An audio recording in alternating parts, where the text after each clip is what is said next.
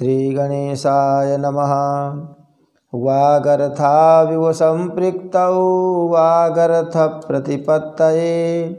जगतः पितरौ वन्दे पार्वती परमेश्वरौ।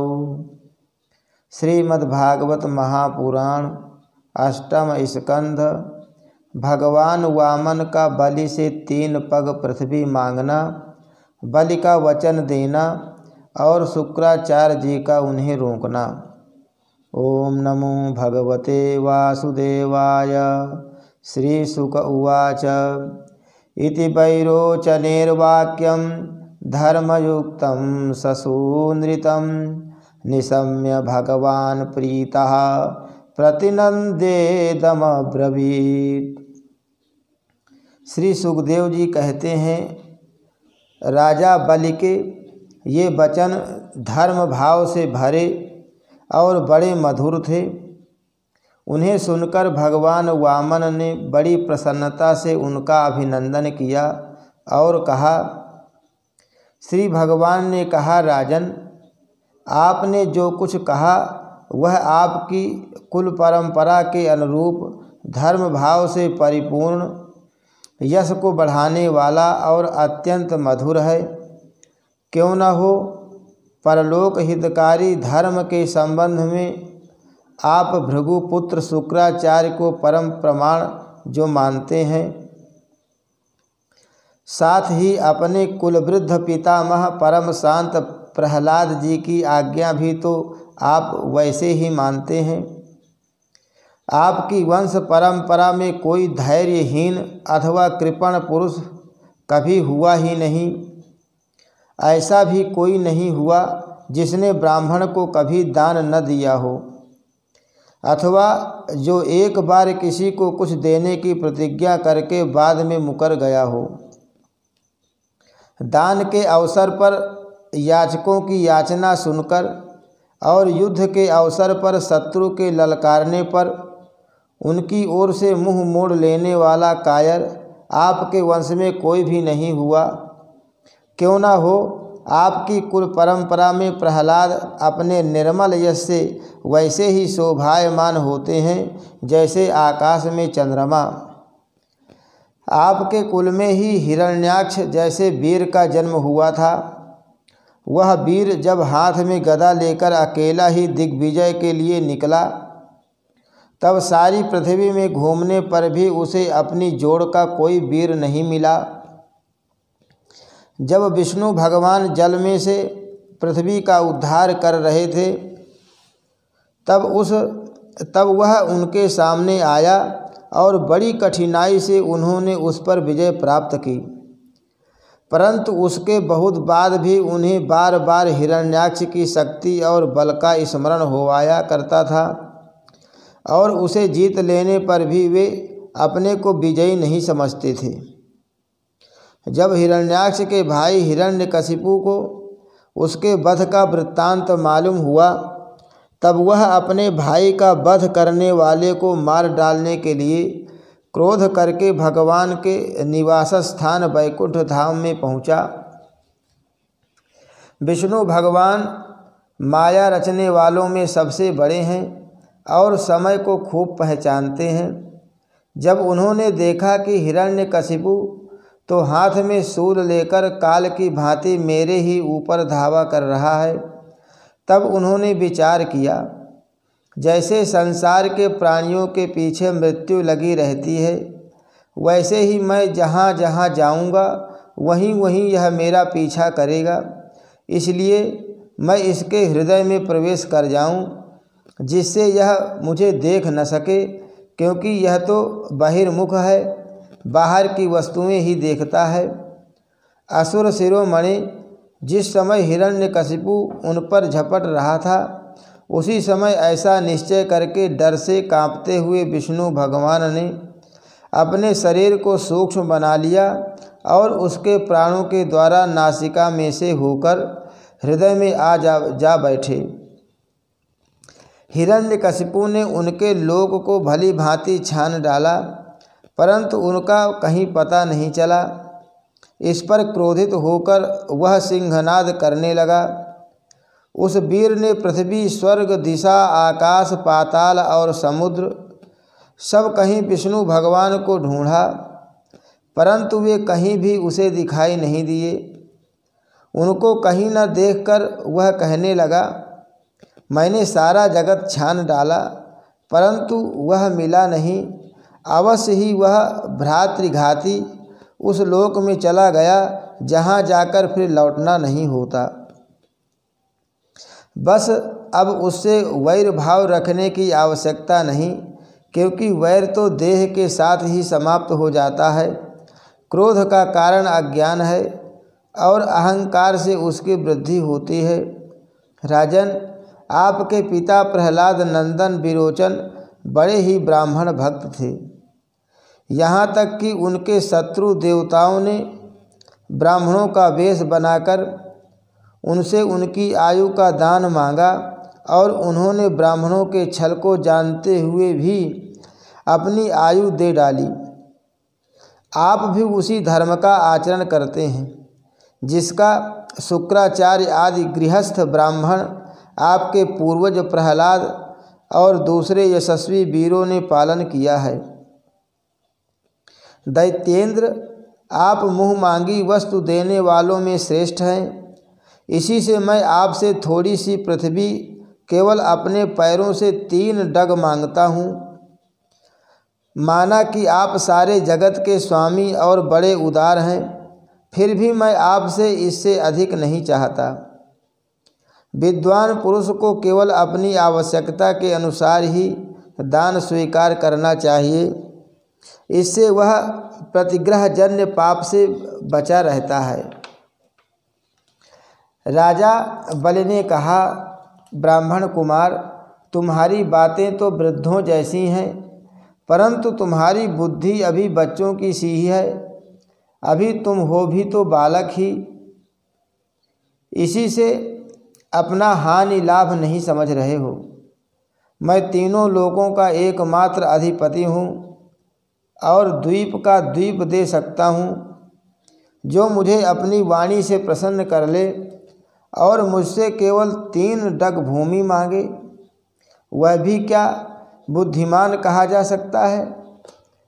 ब्रह्मचारी जी जो एक बार कुछ मांगने के लिए मेरे पास आ गया, उसे फिर कभी किसी से कुछ मांगने की आवश्यकता नहीं पड़नी चाहिए। अतः अपनी जीविका चलाने के लिए तुम्हें जितनी भूमि की आवश्यकता हो उतनी मुझसे मांग लो। श्री भगवान ने कहा, राजन, संसार के सबके सब प्यारे विषय एक मनुष्य की कामनाओं को भी पूर्ण करने में समर्थ नहीं हैं, यदि वह अपनी इंद्रियों को वश में रखने वाला संतोषी न हो। जो 3 पग भूमि से संतोष नहीं कर लेता, उसे 9 वर्षों से युक्त एक द्वीप भी दे दिया जाए तो भी वह संतुष्ट नहीं हो सकता, क्योंकि उसके मन में 7 द्वीप पाने की इच्छा बनी ही रहेगी। मैंने सुना है कि पृथु, गय आदि नरेश 7 द्वीपों के अधिपति थे, परंतु उतने धन और भोग की सामग्रियों के मिलने पर भी वे तृष्णा का पार न पा सके। जो कुछ प्रारब्ध से मिल जाए उसी से संतुष्ट हो रहने वाला पुरुष अपना जीवन सुख से व्यतीत करता है, परंतु अपनी इंद्रियों को वश में न रखने वाला तीनों लोकों का राज्य पाने पर भी दुखी ही रहता है, क्योंकि उसके हृदय में असंतोष की आग धधकती रहती है। धन और भोगों से संतोष न होना ही जीव के जन्म मृत्यु के चक्कर में गिरने का कारण है, तथा जो कुछ प्राप्त हो जाए उसी में संतोष कर लेना मुक्ति का कारण है।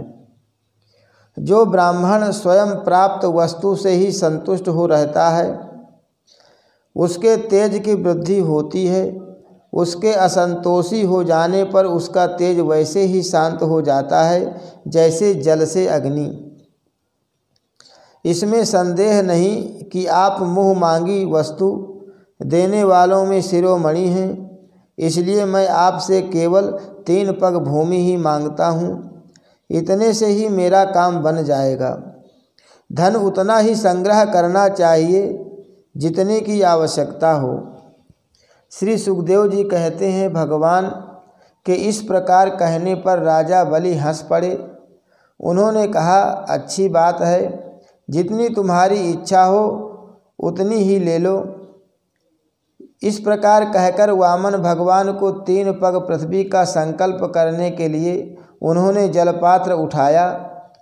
शुक्राचार्य जी सब कुछ जानते थे, उनसे भगवान की यह लीला भी छिपी नहीं थी। उन्होंने राजा बलि को पृथ्वी देने के लिए तैयार देखकर उनसे कहा। शुक्राचार्य जी ने कहा, विरोचन कुमार, ये स्वयं अविनाशी भगवान विष्णु हैं।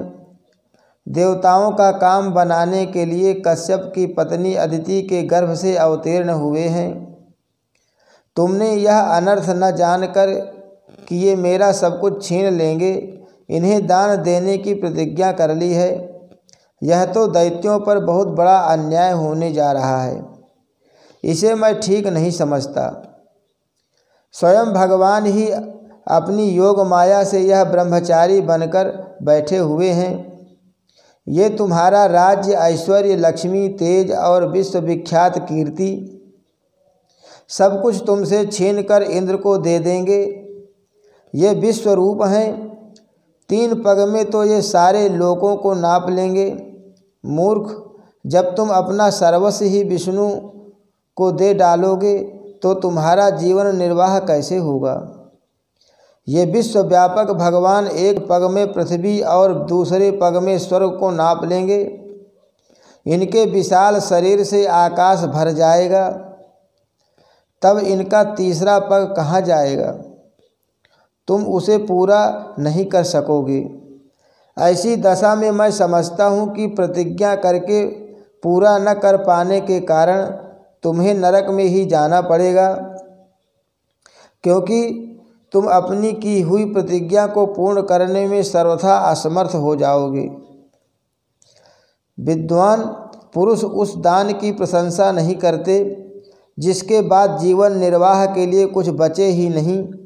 जिसका जीवन निर्वाह ठीक ठीक चलता है वही संसार में दान, यज्ञ, तप और परोपकार के कर्म कर सकता है।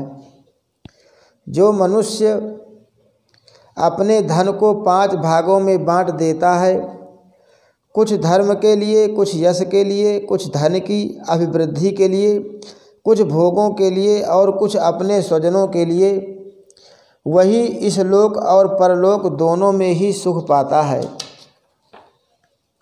असुर शिरोमणि, यदि तुम्हें अपनी प्रतिज्ञा टूट जाने की चिंता हो तो मैं इस विषय में तुम्हें कुछ ऋग्वेद की श्रुतियों का आशय सुनाता हूँ, तुम सुनो। श्रुति कहती है, किसी को कुछ देने की बात स्वीकार कर लेना सत्य है और नकार जाना अर्थात अस्वीकार कर देना असत्य है। यह शरीर एक वृक्ष है और सत्य इसका फल फूल है, परंतु यदि वृक्ष ही न रहे तो फल फूल कैसे रह सकते हैं। क्योंकि नकार जाना अपनी वस्तु दूसरे को न देना, दूसरे शब्दों में अपना संग्रह बचाए रखना, यही शरीर रूप वृक्ष का मूल है। जैसे जड़ न रहने पर वृक्ष सूख कर थोड़े ही दिनों में गिर जाता है, उसी प्रकार यदि धन देने से अस्वीकार न किया जाए तो यह जीवन सूख जाता है, इसमें संदेह नहीं। हाँ, मैं दूंगा, यह वाक्य ही धन को दूर हटा देता है, इसलिए इसका उच्चारण ही अपूर्ण अर्थात धन से खाली कर देने वाला है। यही कारण है कि जो पुरुष हाँ मैं दूंगा ऐसा कहता है वह धन से खाली हो जाता है। जो याचक को सब कुछ देना स्वीकार कर लेता है वह अपने लिए भोग की कोई सामग्री नहीं रख सकता। इसके विपरीत मैं नहीं दूंगा, यह जो अस्वीकारात्मक असत्य है वह अपने धन को सुरक्षित रखने तथा पूर्ण करने वाला है, परंतु ऐसा सब समय नहीं करना चाहिए। जो सबसे सभी वस्तुओं के लिए नहीं करता रहता, है उसकी अपकीर्ति हो जाती है। वह तो जीवित रहने पर भी मृतक के समान ही है। स्त्रियों को प्रसन्न करने के लिए हास परिहास में, विवाह में, कन्या आदि की प्रशंसा करते समय, अपनी जीविका की रक्षा के लिए, प्राण संकट उपस्थित होने पर, गौ और ब्राह्मण के हित के लिए तथा किसी को मृत्यु से बचाने के लिए असत्य भाषण भी उतना निंदनीय नहीं है। हरि शरणम। श्री कृष्णार्पणमस्तु।